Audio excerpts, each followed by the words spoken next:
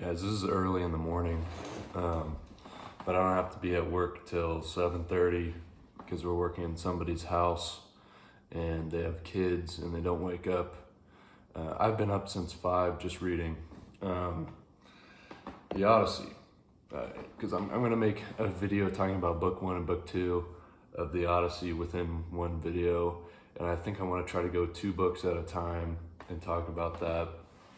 But book 1 and 2 of the Odyssey is going to be talking about Telemachus, and Telemachus is a boy daydreaming in the beginning of the book, and this sort of then Athena comes and sort of ignites something within him that invigorates him to become a man and to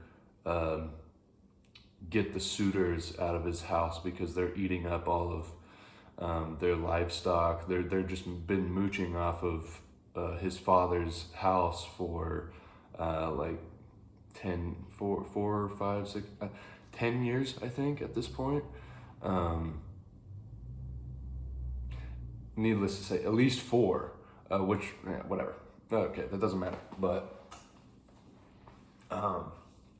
so what this reminded me of is because Athena is like sort of kickstarting or spurring on some sort of transformation within Telemachus, because Telemachus, I believe, is around 19 or 20, and in my previous video I said he's a 20-year-old kid or a 20-year-old child or something like that, but I say that for a reason, because in the beginning of the book he's still not a man.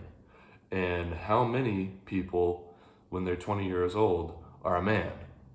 And of course, people from a previous generation are going to comment, and they should, that back in my day, when I was a man by the time I was 16.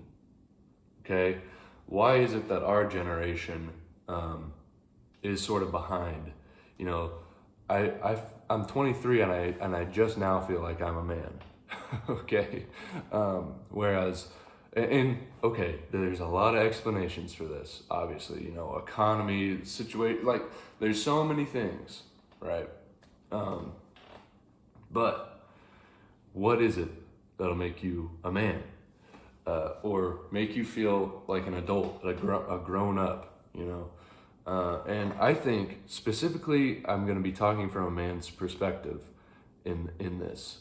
From a man's perspective, being a man starts when you get a job. When you get a job, like a full-time job, that's when you start to become a man. Because especially, I think, some sort of skilled job. Okay, I mean, you can be a guy, still a boy daydreaming and working at McDonald's, working at Burger King, whatever, working at Walmart, and hey, if you got to do those things, no problem. Like, all, you know, props to you. Do what you got to do to get the bag, but I recommend finding some sort of skilled trade that you will carry with you in your head. My skill, my job, the skills that I have are up here, not in the job itself. I can go anywhere and pick up a hammer and some nails and build something, okay? Having a skill, these things will give you confidence as a man. When we get to the end of the Odyssey, well, I guess the analogy I'm trying to make is, for me, my Athena was getting a job in a lot of ways, because being capable of things that are worth things to somebody else gives you confidence, changes the way you walk, the way you talk, the way you interact. me and Baxter, also me and Natasha, were talking about this. How having different experiences in your life changes little things about you. And with Baxter, me and Baxter worked together. And he started, he worked for us for a summer, and then he started back with us after he graduated. And so now he's working with us. But so he has a little experience, but we were just talking about how being a carpenter, because we do framing, trim work, sheetrock, mud sheetrock, we do pretty much everything. We're capable of doing everything. So knowing all these things, especially like framing, these things teach you leverages, how to interact in a physical space, how to lift things effectively, how to orient things within a space, like doing sheetrock. If any of you have ever done sheetrock, you know that you have to think a little bit about how you're going to move this big sheet of sheetrock around in a confined space. You learn more about how the world works in physics just purely by moving around in it. So you can take as many classes as you want on that, but the only thing that matters is actually physically interacting within it. Because I see guys that are smart people, but they walk around like a girl. They look like a girl when they when I see them. Like the way that they interact with the world is it's just sort of ditzy, which is very attractive in a girl, but not for a man. A man should be able to, okay, so you get the point that I'm making here. Having some sort of physical dominance over your environment is another thing that I think goes into being a man. Being like Odysseus, capable in all things. But we were taught, me and Baxter were discussing different experiences change the way that you interact, the way that you do things, and it's the same with books. The things that you learn, the things that you read, change the way you think. Look at that.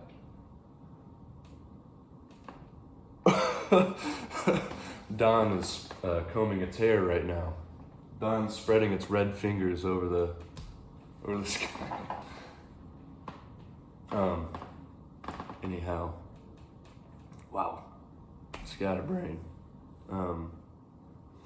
But we were talking about this because there's so many things. Everything that it goes into your head and hopefully stays there is going to change your perspective, your lens on life. Who you are and how you see things actually will change with experience. And so we were discussing what things do we really want to do? Because me and Baxter, by the way, we're talking about this. He's 22, I'm 23. We have a lot of time to find out about a lot of stuff. So it's really exciting. And to think about how perspectives, how many things we can add to ourselves to give us a different angle on life, and it's super cool, it's super exciting. But I said this to him, to quote Howard Bloom, we all read against the clock. So there's only a certain amount of things that you can learn, just necessarily from us being finite beings. So what you do read matters. And I think that's an amazing quote by Bloom, by the way. Don't read crap, guys. He would tell you, don't read Harry Potter. Now, I've never read Harry Potter. Those of you who are Potterheads,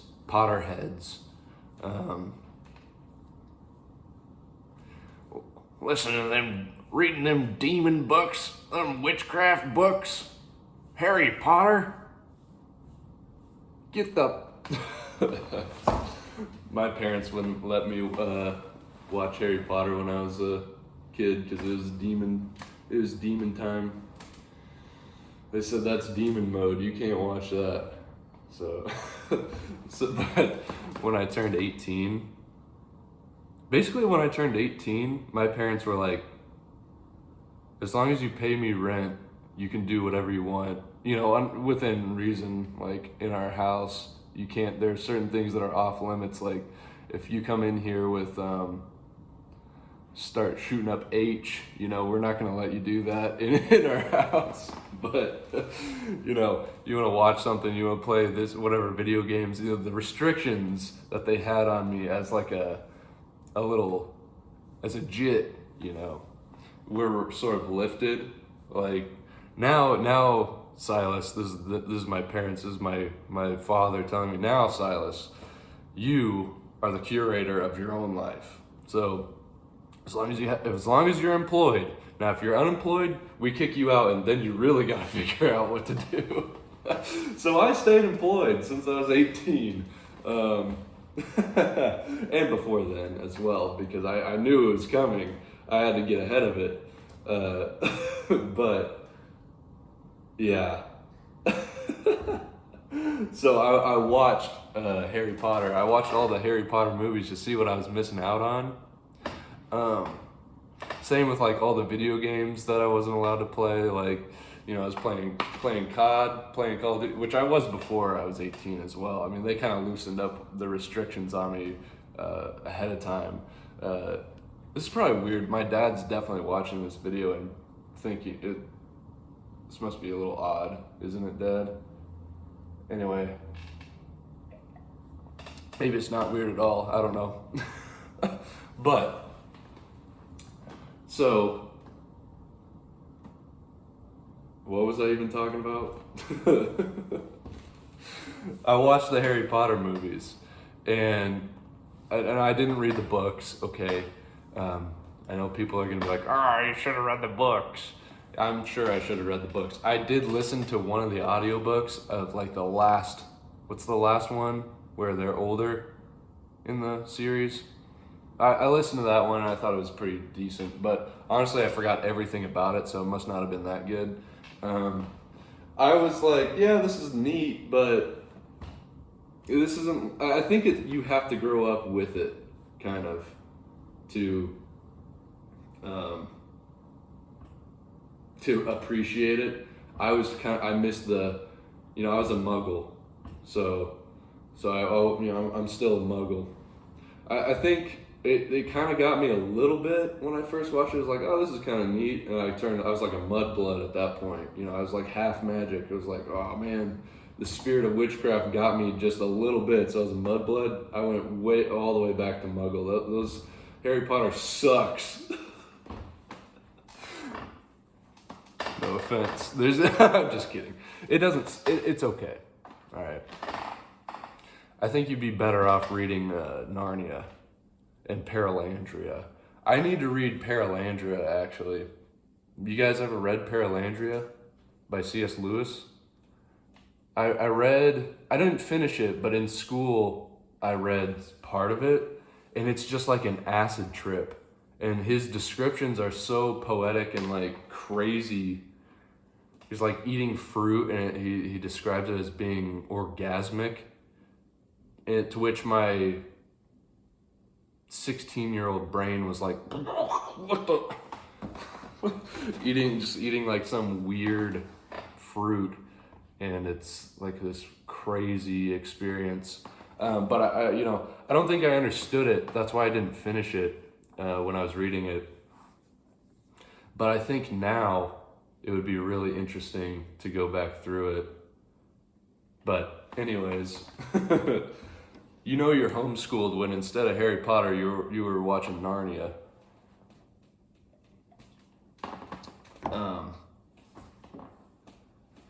Narnia is kind of weird though, if you think about it.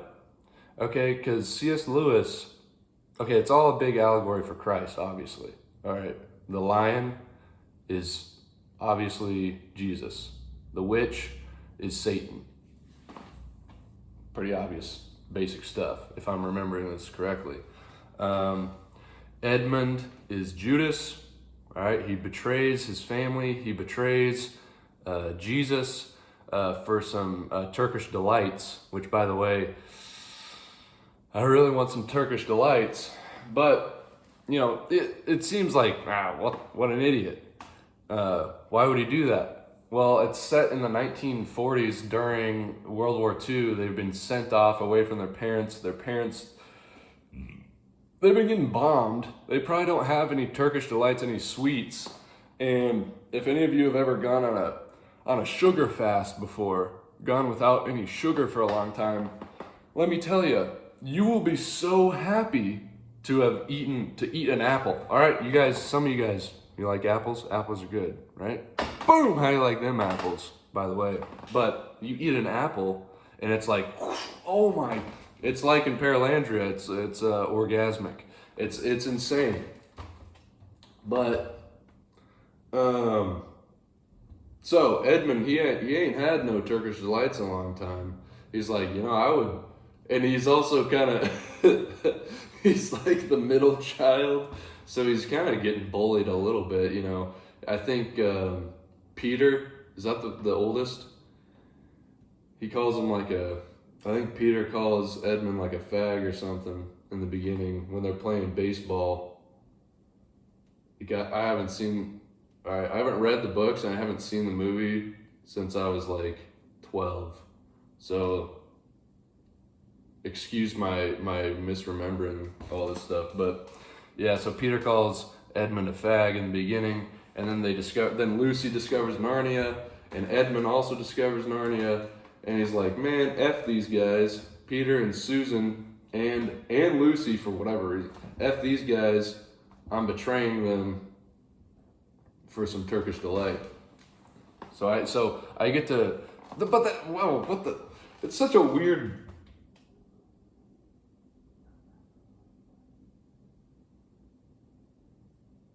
Hold me now, I'm 6 feet from the edge and I'm thinking maybe 6 feet ain't so far down.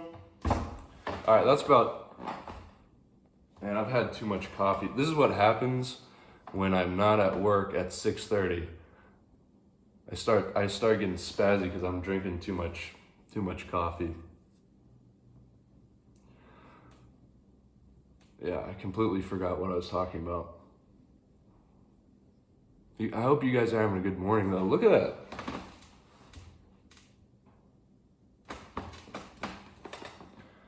Oh yeah, I want to show you guys one thing before we end the video. Tell me what you guys think of this. I got some art. I got Dune art.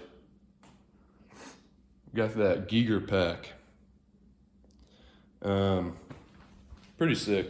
It's not an original, but I love that drawing by Giger.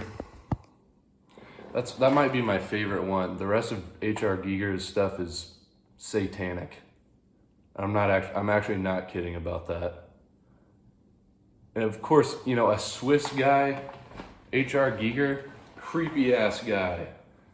Like everything he draws is weirdly like sexual, mechanized. He's mech sexual. It's weird. Anyways, what did Baxter say about that? He had some funny phrase for that. Whatever. But Giger, he designed the alien from, you know, the movie with Ripley and all that.